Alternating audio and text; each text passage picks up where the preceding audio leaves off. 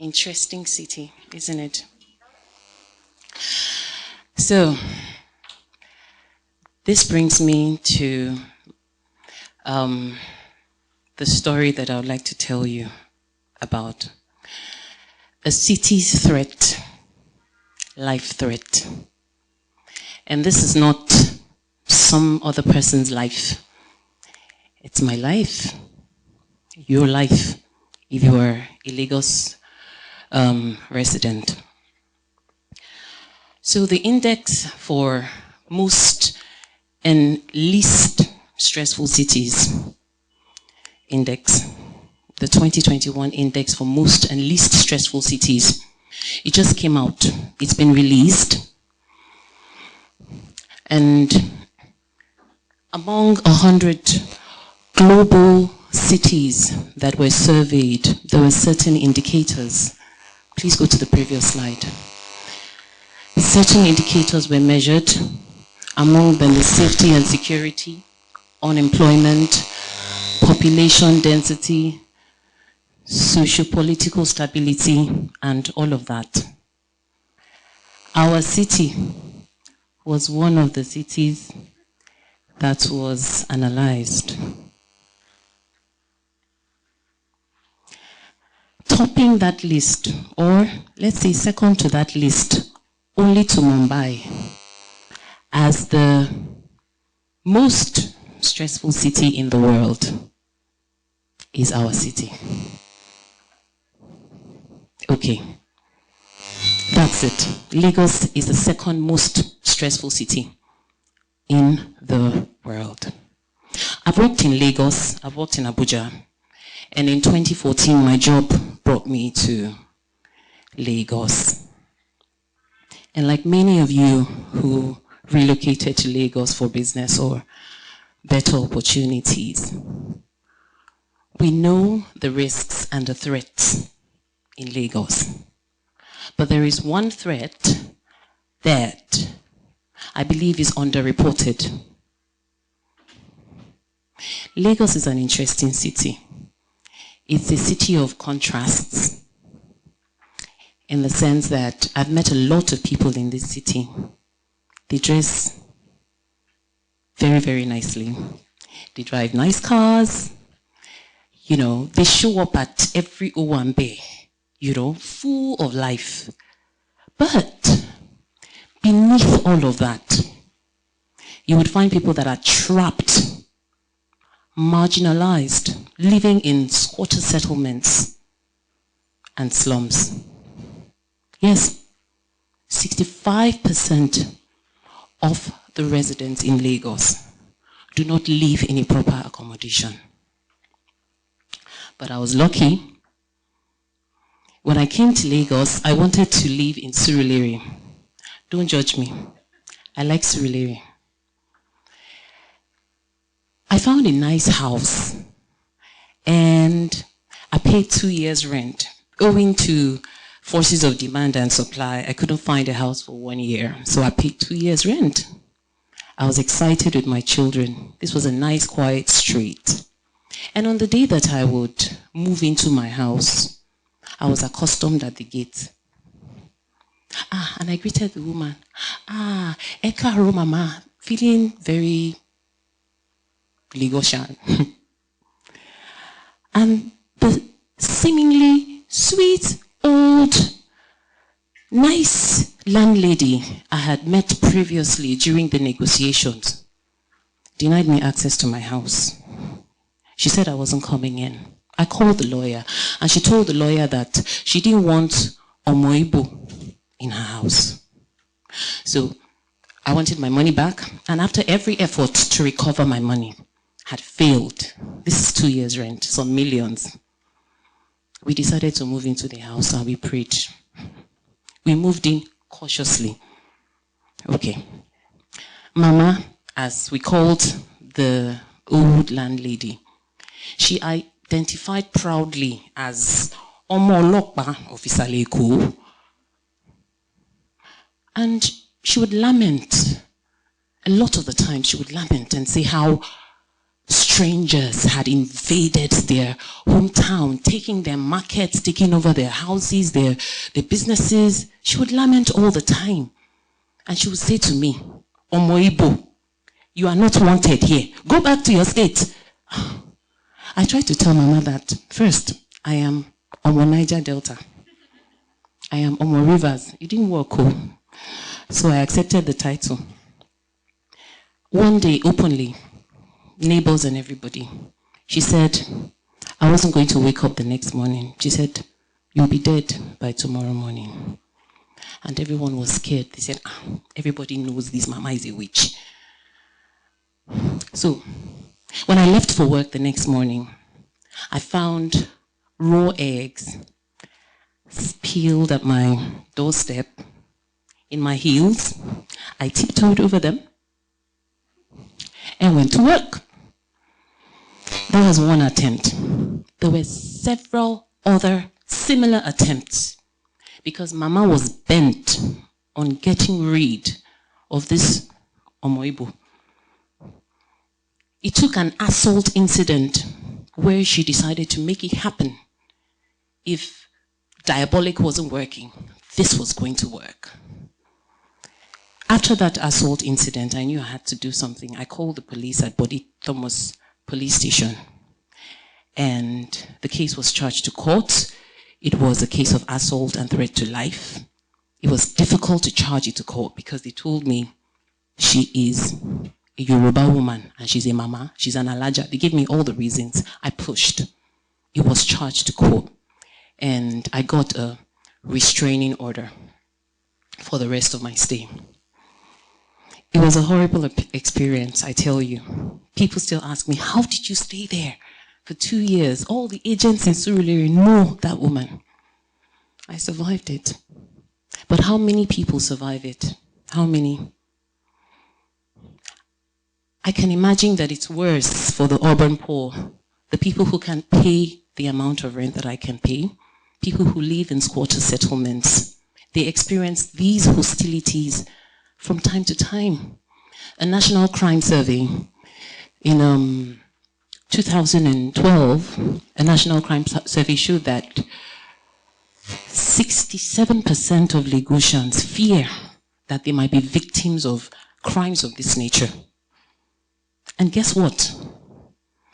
In comparison with other states in this region, Lagos has the highest assault case rate at 38%. Because people are agitated, people think that they've been stripped of their rights and they want to fight. The socially excluded groups that think that they are being left out of this land of opportunities, they take advantage of any social upheaval to do what? Reclaim. And so October 2020, NSAS protest happened. And that protest claimed the lives of no less than 12 peaceful protesters, according to Amnesty International. Now, Leki is a vulcanizer, a 21-year vulcanizer in my neighborhood. One day, he showed me a bicycle. He said, Mommy, see my bicycle. I said, congratulations. Now this one reached me during NSAS.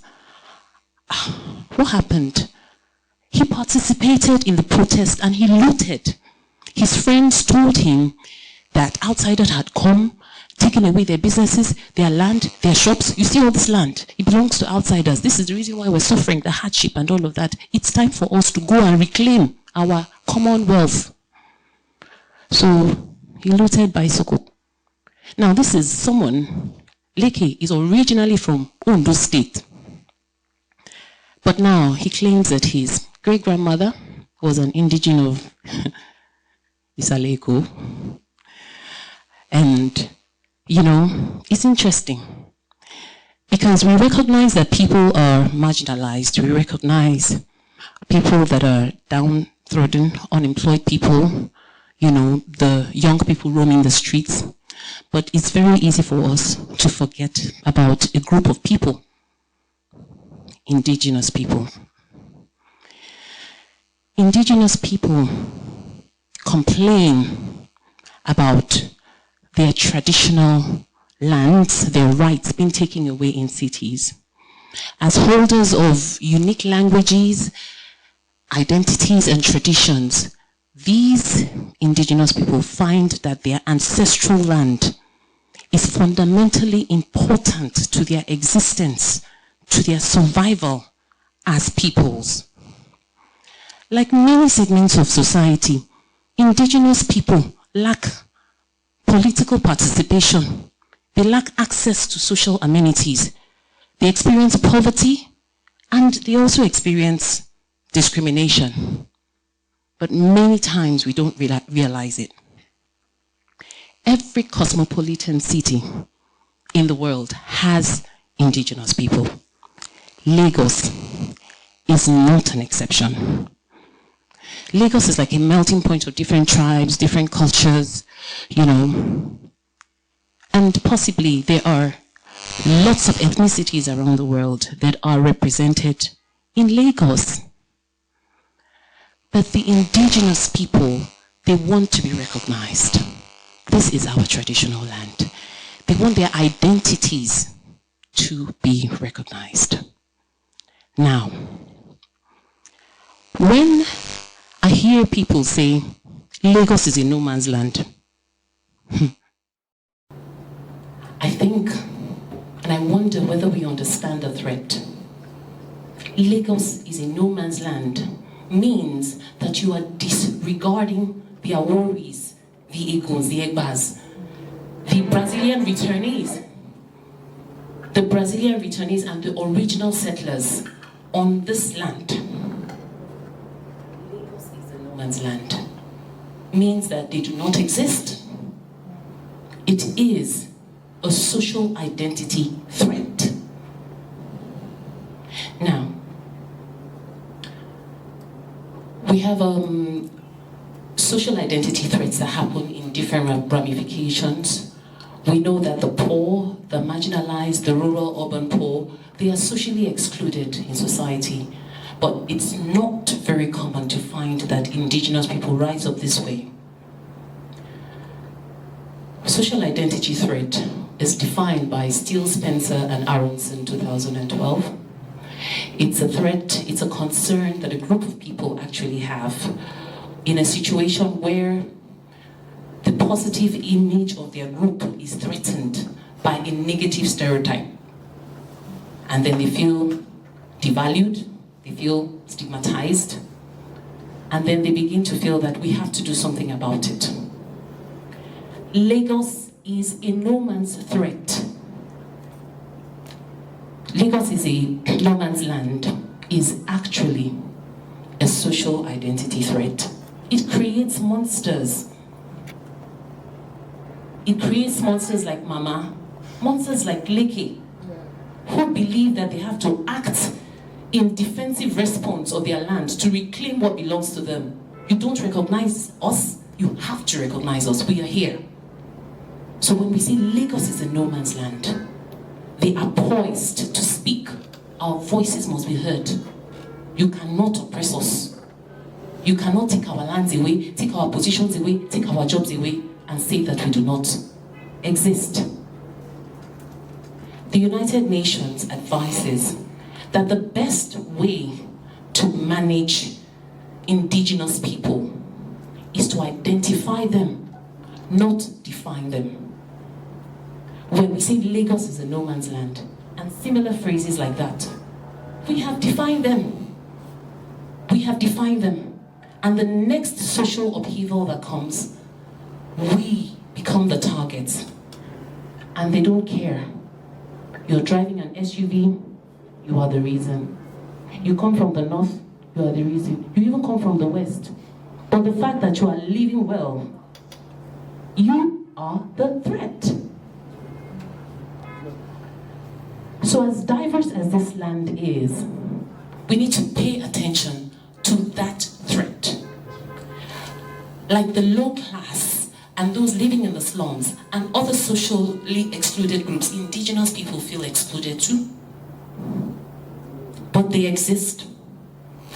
I brought some historical pictures of indigenous people just to show us the broad street we know today. It existed. This is Bridge. Look at what our police look like in Lagos. Yeah. And this is the Supreme Court, Tinubu. And then we also have, of course, this one is still there. If you go to Badagry, you'll see it. That was the first story building, right? Aha. Now what we see happening today, it still happens. These are parliamentarians who were sneaking out of the house during a riot. The old Lagosians, they exist. They did all these things that we're doing today. So we really didn't come to show them the light. The indigenous peoples of Lagos are threatened when we do not recognize them and we do not include them. Recently, Lagos overtook Nairobi as top startup city in Africa. Okay, that's really good news. But as top startup city, how inclusive is this city? How do we include the vulnerable, all genders, ages, economic classes? How do we include people in our residences? Do we scoff at a certain age group or a certain group of people who only speak Yoruba, at the allies? And the downtrodden, do we scoff at them? Sustainable cities are socially inclusive. They recognize every kind of threat, including groups like indigenous peoples.